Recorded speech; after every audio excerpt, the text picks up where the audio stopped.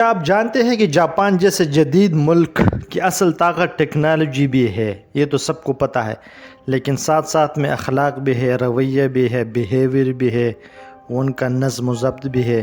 ایسا معاشرہ جہاں لوگ سڑک پر چلتے ہوئے، دفتر میں کام کرتے ہوئے، حتیٰ کہ کچرا پھینکتے وقت بھی دوسروں کا خیال رکھتے ہیں۔ آج کی ویڈیو میں آپ کو جاپان کی چند ایسے چھوٹے چھوٹے مگر حیران کن رویے بتاؤں گا جنہیں اگر ہم نے اپنی زندگی میں اپنا لیا تو ہمارا گھر، دفتر اور پورا معاشرہ چینج ہو سکتا ہے۔ جاپان کی چھوٹی عادتیں بڑی تہذیب سے ہم کیا سیکھ سکتے ہیں؟ ہم گفتگو کریں گے باہمی احترام اور اجتماعی ذمہ داری پر، صفائی اور نظم و ضبط پر، تعلیم میں اخلاقی تربیت پر، رشتوں اور شادی کے انتخاب میں کردار پر۔ ویڈیو کو آخر تک ضرور دیکھیں، آپ کو بہت زیادہ فائدہ ہوگا۔ سب سے پہلے مثال دفتر کی پارکنگ کا دیتا ہوں۔ جاپان میں بہت سے کمپنیوں میں یہ معمول ہے کہ جو ملازمین، جو امپلائیز دفتر پہلے پہنچتے ہیں، یعنی ڈیوٹی سے پہلے پہنچ جاتے ہیں، وہ اپنی گاڑی عمارت سے تھوڑی دور پارک کرتے ہیں۔ وجہ کیوں؟ تاکہ جو لوگ بعد میں آئیں وہ عمارت کے قریب آسانی سے پارک کر سکیں، جلدی سے اندر جا سکے اور ان کا وقت اور انرجی ضائع نہ ہو اور ٹائم سے پہنچ جائے۔ غور کریں، یہ کوئی بہت بڑا کام نہیں، بس گاڑی چند میٹر دور کھڑی کرنا ہے، لیکن سوچ کتنی خوبصورت ہے۔ میں پہلے آیا ہوں، زیادہ وقت میرے پاس ہے، اس لیے میں تکلیف تھوڑی سی زیادہ اٹھا لوں تاکہ دوسرے کو سہولت مل جائے۔ یہ کسی پر احسان نہیں ہو رہا ہے، آپ دیکھ رہے ہو کہ کوئی کسی پر احسان کر رہا ہے، کوئی شکریہ ایکسپیکٹ نہیں کیا جا رہا ہے۔ بس یہ مائنڈ سیٹ ہے کہ سہولت صرف اپنے لیے نہیں، دوسرے کے لیے ہے، یعنی سب کے لیے ہے۔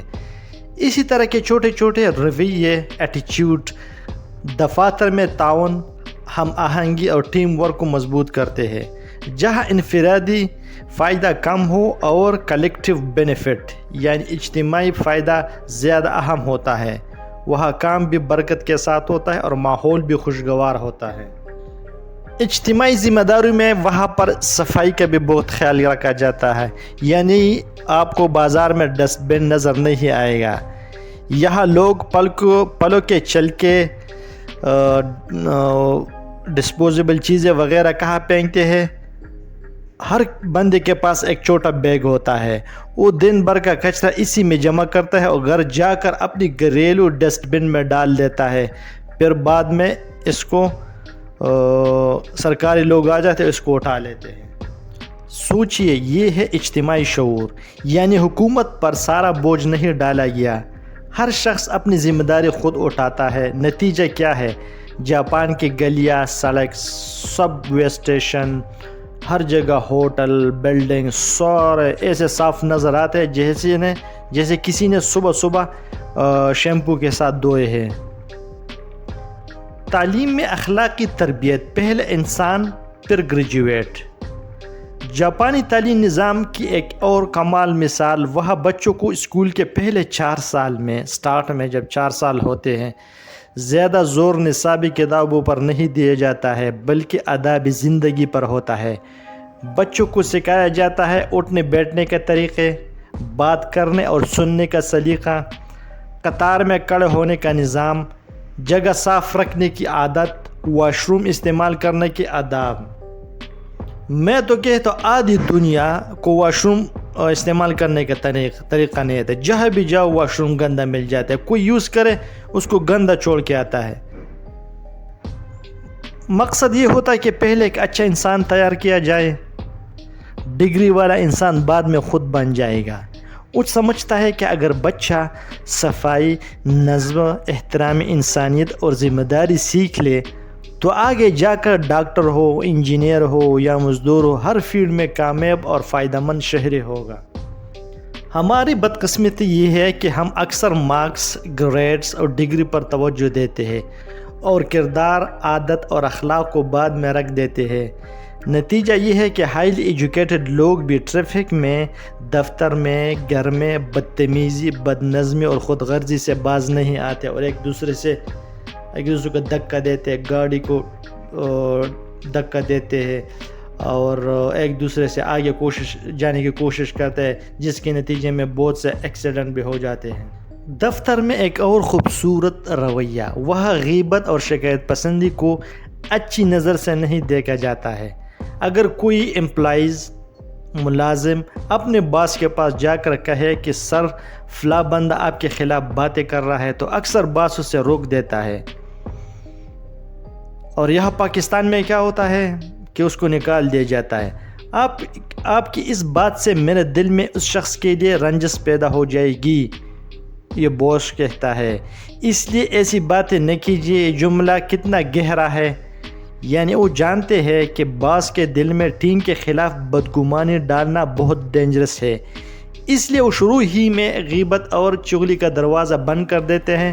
سوچئے اگر ہمارے دفتر میں ایسی کلچر بن جائے کہ جو شخص دوسرے کی برائی لے کر آئے اسے انکریج نہ کیا جائے بلکہ ڈسکریج کیا جائے، بلکہ کہا جائے کہ اگر مسئلہ کوئی ہے آپ تو سامنے بات کرو، پیچھے سے کریکٹر کلنگ مت کرو، تو کتنے جھگڑے، کتنی سیاست، کتنا دل کا میل کم ہو جائے گا۔ شادی کا انتخاب وہ کیسے کرتے ہیں؟ جاپان کی معاشرت میں اخلاق کی ایک خوبصورت مثال ازدواجی زندگی کے انتخاب میں بھی ملتی ہے۔ کہا جاتا ہے کہ کئی لڑکیاں شادی سے پہلے جس لڑکے سے رشتہ سوچ رہی ہوتی ہے اس کے ساتھ گاڑی میں سفر کرتی ہے، یقیناً اپنے معاشرے دائرے اور حدود کے اندر بات کر رہا ہو، اور اس دوران آبزرو کرتی ہے کہ وہ ٹریفک قوانین کی پابندی کرتا ہے، کیا وہ غلط اوورٹیکنگ سے بچتا ہے، کیا وہ پیدل چلنے والوں کو دیکھ کر رفتار کم کرتا ہے یا نہیں، دوسروں کا حق مارتا ہے یا نہیں۔ اگر اس سڑک پر دوسروں کا حق اتنا خیال رکھتا ہو تو وہ سمجھ جاتی ہے کہ یہ شخص زندگی میں بھی میرا خیال رکھے گا۔ اگر وہ بے پرواہ، جلد باز اور دوسروں کو اگنور کرنے والا ہو تو صاف کہہ دیتی ہے جو شخص سڑک پر دوسروں کا خیال نہیں رکھتا اس دواجی زندگی میں میرا کیا خیال رکھے گا۔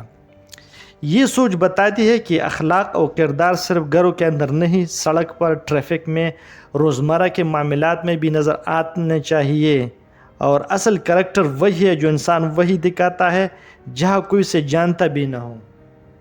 ہمارے لیے پیغام ہے اسلام کی قدریں، جاپان کی زندگی۔ سب سے سوچنے والی بات یہ ہے کہ یہ سارے خوبیاں، عدل، امانت، صفائی، نظم و ضبط، انسان دوستی، رشتوں کا احترام، یہ سب دراصل اسلامی اخلاق ہے، لیکن ہم نے کیا کیا؟ ہم نے خود ہی اگنور کر دیا۔ حقیقت یہ ہے کہ جاپانیوں نے اسلام کی وہ خوبصورت قدریں اپنی زندگی میں لاگو کر لی ہے جو کبھی مسلمانوں کا امتیاز تھی، اور ہم نام نہاد مسلمان وہ برائی اپنا بیٹے ہیں جو کبھی دوسروں سے منسوب کی جاتی تھی۔ اللہ تعالیٰ صرف رب المسلمین نہیں بلکہ رب العالمین ہے۔ جو قوم بھی چاہے مسلمان ہو یا نہ ہو اس کے اصولوں پر عمل کرے، عدل، امانت، صفائی، سچائی، نظم، اللہ تعالیٰ دنیا میں انہیں مضبوطی، ترقی اور لیڈرشپ عطا کر دیتا ہے۔